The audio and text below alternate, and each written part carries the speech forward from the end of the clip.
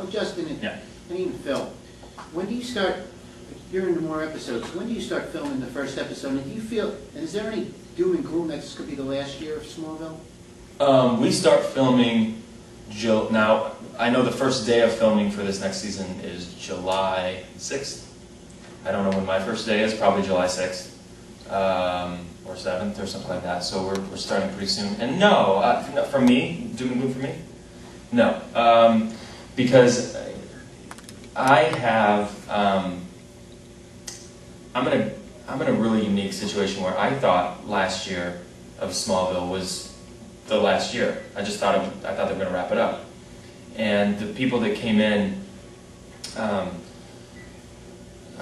just did a really good job of creating this great storyline for the year, and I guess the ratings went up, or we did really well, and it kind of continued for another season, meaning season 9, and then who knows what's going to happen. So I'm a competitive person, and I think that that if it's the last year of the show, we should earn the ending, and we will, and I think everyone's going to be satisfied with that. And if it's not the last year of the show, I like to think it's because the year was so good that they have to extend it another season. So either way for me, I'm either going to be a part of like a wonderful finale, hopefully, and I really do believe that, or a whole nother season. So, and like she was mentioning before, when you're an actor and you're working, it's just a rare thing, so you savor the flavor, you know? Since you're not in every episode, what do you do like the week you're off? Or do you have 2 weeks off? Do they give you 3 weeks Bowl. off? Just walk around, try to act natural. What do you do? No, what do I do when I'm not working? You know, here's the way it works though, so a show starts Monday, and it'll shoot Monday through Friday, and then like another Monday and Tuesday and Wednesday, right? Yeah. And then the second show starts Thursday. No, yes, right? Mm-hmm. No, the second show will start Monday, I guess, something like that. My point is, there's always 2 shows going. Besides the first week of production, there's constantly 2 shows at least going on at once. So you could very well walk into the day and you could not be, if they're shooting episode 14 on first unit, and you're not in that episode, you could be working every day that week because you're shooting pickups from 13, and then they start 15, and it's in Canada, so I can't really go home, you know. So you're always, you know, working on the show, really, you know. Isn't that sad?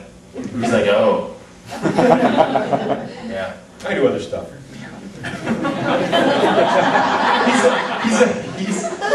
I'm not embarrassed. He's like a ninja. I'm not joking. This dude will rip this room apart in like 3 seconds. He wasn't such a nice guy. It's amazing. How long have you been studying? 20 years. It's really impressive to me to see somebody like that, with that discipline, do it for that long.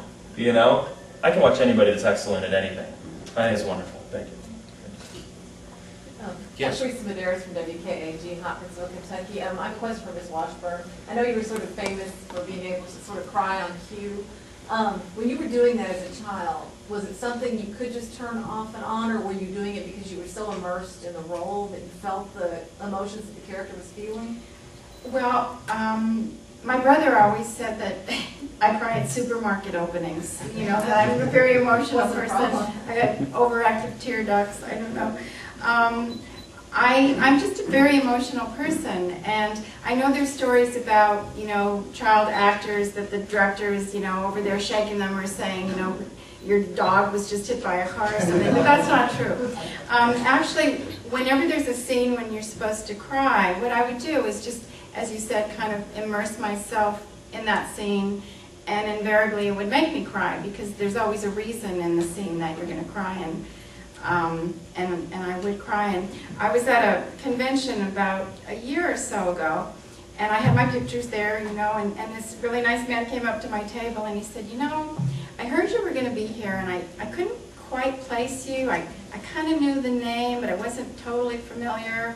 Couldn't put the picture with the face and the name and all that. And he said, but now that I see all these pictures, he said, now I remember you.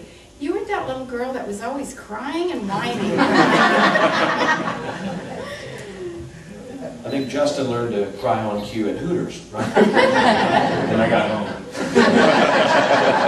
I just read back at home, I was asking Karen about you a while ago. More questions, please. Phil, Justin, is this your all's first convention? No, not my first convention. My first time here, yes, but not my first convention. No, I've done a ton of shows in this genre, Star Treks, and I did the new Mission Impossible. So I've had a great honor to go to a lot of good conventions and meet some amazing people. So and I'm a fan. So I honor fandom because I am one. So if they want me to go and it's a cool thing and people are cool, man, you can probably see me there. Man, this isn't even my first time here. I went to SIU, I've been to Paducah on at least 3 different occasions. I've never been to Metropolis, but I've been to Paducah on at least 3 different occasions, so I'm familiar with the area. But we did Comic-Con last year, didn't we? Or did you? Yeah, there you go. Yeah, so that's something I go on. It's fun. Yeah. Last question, please. We do have a timetable we got to meet. Phil, you Yes. mentioned the new Mission Impossible. How do you feel to step into those shoes?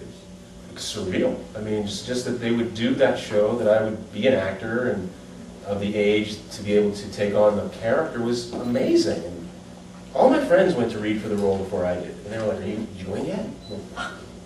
They don't hire me. I look too much like my dad. But in fact, that's who they wanted, and I got the job, and it was insane. When I got it, it was during the writer's strike, so I in fact got my father's part because they couldn't change the names, they couldn't change the dialogue, they couldn't change anything. That's why they did Mission Impossible, because it was a show that really seemed contemporary, even though it was a little of an older show. So it was easy to contemporize it. And when I got the job as Barney Collier. And then when the writer's strike broke, they made me the son. Crazy. But they made me the son of that character. But yeah, it was amazing. My dad came down, did a couple episodes, and shot in Australia. I'd never been to Australia, and right away, boom, I'm there for a year. And it was unbelievable. Beautiful experience. Wouldn't trade it for anything.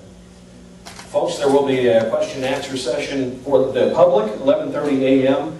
And that starts, that'll be at the Metro tent. That's tomorrow, yes? 11:30 a.m. Let's thank all of them. Justin Hartley. Phil Moore.